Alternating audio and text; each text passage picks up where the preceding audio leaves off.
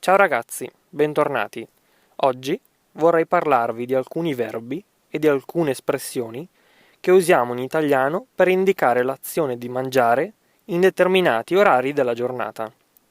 Voglio fare questo podcast perché sento spesso persone che stanno imparando l'italiano creare delle costruzioni non naturali, che nessun altro italiano direbbe. Perciò, oggi, piccola lezione di lessico.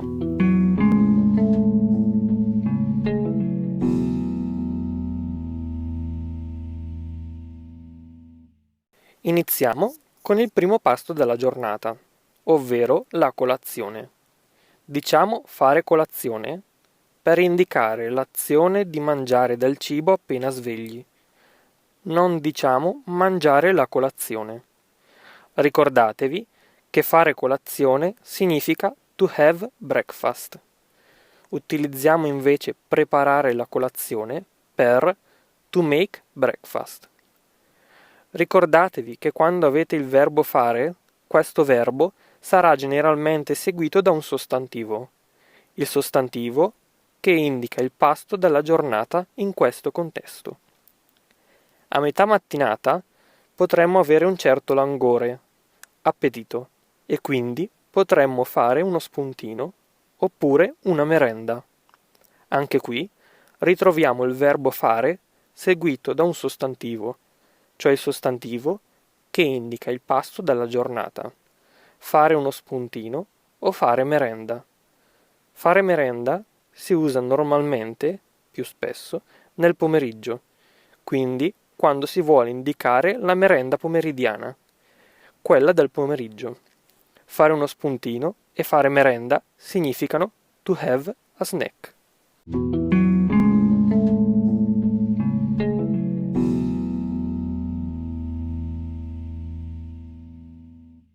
Siamo giunti al pranzo. Per indicare l'azione di mangiare a pranzo utilizziamo il verbo pranzare. Questo è l'unico verbo di cui abbiamo bisogno. Pranzare significa to have lunch. Vediamo ora come coniugare il verbo pranzare, to have lunch, al tempo presente del modo indicativo. Io pranzo, tu pranzi, lui, lei pranza, noi pranziamo, voi pranzate, loro pranzano. Alcuni esempi possono essere: pranziamo insieme oggi?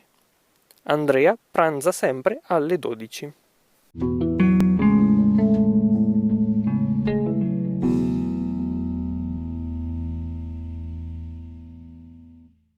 Nel tardo pomeriggio, prima di cena, facciamo aperitivo.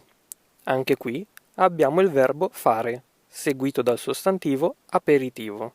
Fare aperitivo. Ovviamente, per tutte queste espressioni con il verbo fare, noi dobbiamo coniugare solamente il verbo fare alla persona e al tempo che più ci serve.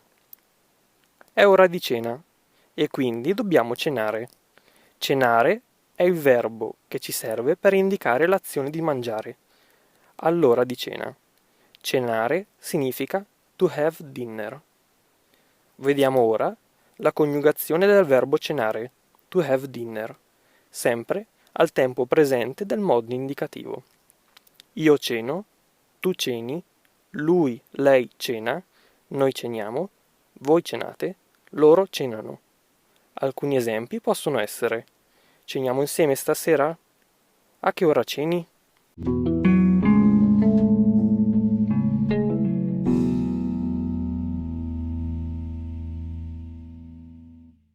Questi sono i due verbi pranzare, cenare e le espressioni con il verbo fare colazione, fare uno spuntino, fare merenda, fare aperitivo, che utilizziamo per indicare l'azione di mangiare in determinati momenti della giornata.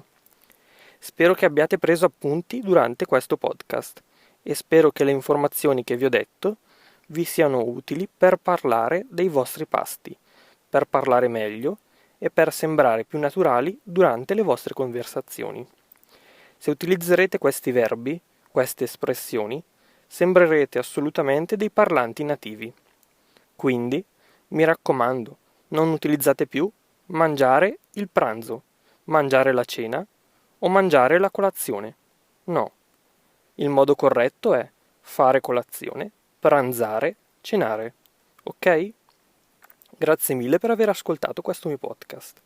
Se avete delle domande o se volete aggiungere qualcosa, commentate. Noi ci sentiamo nel prossimo appuntamento.